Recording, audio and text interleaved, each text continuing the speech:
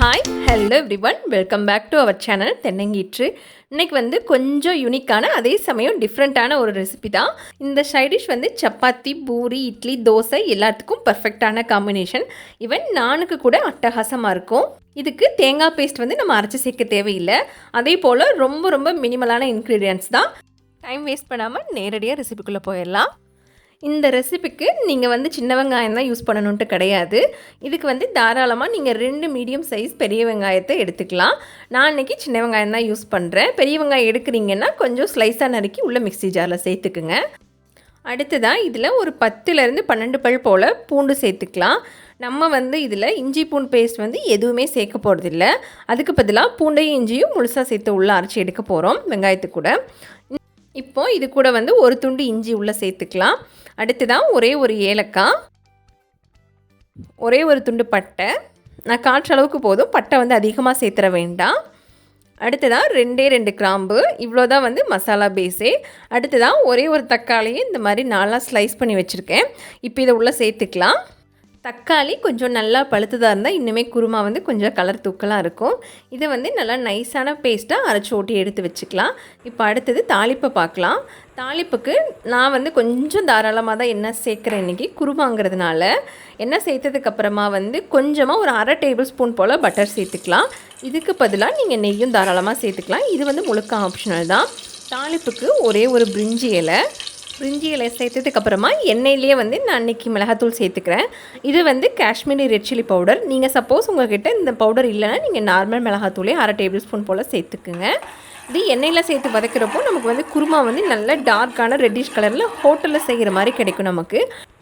இது கூட இப்போவே வந்து நம்ம அரைச்சி வச்ச மசாலா பேஸ்ட்டை உள்ளே சேர்த்துக்கலாம். இந்த மசாலா பேஸ்ட்டை சேர்த்ததுக்கப்புறமா வந்து நல்லா எண்ணெய் பிரிஞ்சு வர வரைக்கும் வதக்கணும்.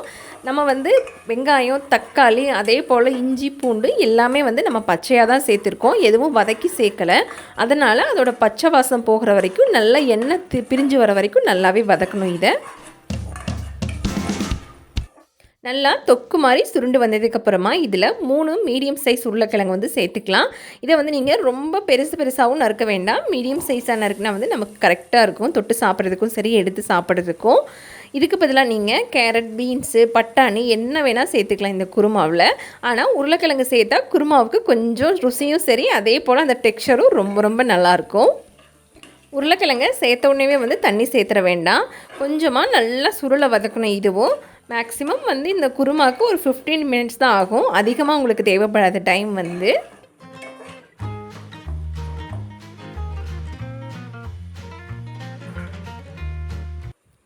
இதில் இப்போ 1/2 டேபிள் ஸ்பூன் போல் மல்லித்தூள் சேர்த்துக்கலாம்.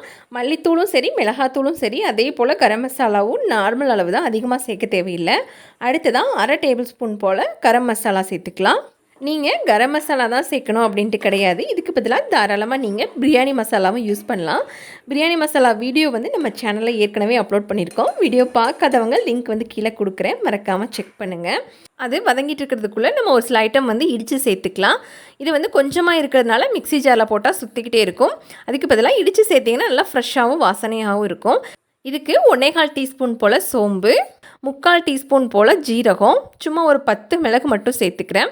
இதை வந்து ரொம்ப நைஸாக இடிக்காமல் 1-2 நல்லா கொரகொரப்பாக நான் காய்ச்ச அளவுக்கு இடித்தாலே போதும். அப்போ தான் வந்து ஃப்ளேவரும் சரி, அதே மாதிரி ருசியும் நல்லாயிருக்கும். ரொம்ப இடித்தோம்னா கசப்பு தட்டிடும் கொஞ்சமாக, மிளகும் சோம்பும் சேர்ந்து. இப்போ நம்ம இடித்ததை வந்து உள்ளே சேர்த்துக்கலாம்.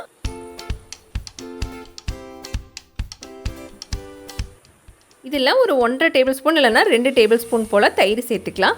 தயிர் கொஞ்சம் புளிப்பு கம்மியாக இருக்கிற மாதிரி பார்த்துக்குங்க. தயிர் சேர்த்ததுக்கப்புறமா நல்லா வதக்கிக்கலாம். இது மிக்ஸ் ஆகிற மாதிரி உருளைக்கிழங்கோட. அதுக்கப்புறமா வந்து தண்ணி சேர்த்தோம்னா நமக்கு வந்து தயிர் அந்த திரியாக வராது.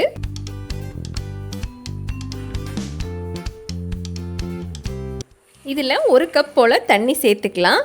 பொதுவாக மசாலாவே வந்து இவ்வளோ தான், மொத்தமாகவே வந்து இதுக்கு மேலே எக்ஸ்ட்ரா நம்ம எதுவுமே சேர்க்க போகிறது கிடையாது. நம்ம அரைச்சி சேர்த்ததுனால அந்த பேஸ்ட்டோட கொலகொலப்பு வந்து குருமாவில் கொஞ்சம் எக்ஸ்ட்ரா நிறையாவே இருக்கும் நமக்கு. இப்போ இதுக்கு தேவையான அளவு உப்பு சேர்த்துக்கலாம். குருமா இந்த மாதிரி நல்லா கொதி வர்றப்பவே உங்களுக்கு தெரியும். நம்ம மிளகாத்தூள் எண்ணெயில் சேர்த்ததுனால இப்போவே வந்து ஓரத்தில் நல்லா எண்ணெய் பிரிஞ்சு வரும். விசில் போட்டு ஒரு 3லேருந்து 4 விசில் போதும், அதுக்கு மேலே வேண்டாம். குக்கரை திறந்ததுக்கப்புறமா ஒரு அரை டீஸ்பூன் போல் நாட்டு சக்கரை இல்லைன்னா வெள்ளை சக்கரை சேர்த்து கொதிக்க விடுங்க. இது வந்து முழுக்க முழுக்க ஆப்ஷனல் தான். சேர்த்தா இனிப்பு, புளிப்பு, காரம் எல்லாத்தையுமே வந்து கொஞ்சமாக பேலன்ஸ் பண்ணும். அதுக்காக சேர்க்குறது. உருளைக்கிழங்கு முழுசாக இருந்துச்சுன்னா இந்த மாதிரி ஒரு மேஷர் வச்சு ஓரளவுக்கு மசிச்சு விடுங்க. குருமா பார்க்குறதுக்கே ரொம்ப ரொம்ப அட்டகாசமாக இருக்கும். அதே போல் ஹோட்டலில் எப்படி வைக்கிறாங்களோ அதே டெக்ஸ்சராக நமக்கு கிடைக்கும். இப்போ இதில் கொஞ்சமாக வந்து கஸ்தூரி மெத்தியை சேர்த்துக்கலாம். இதுவும் ஆப்ஷனல் தான்.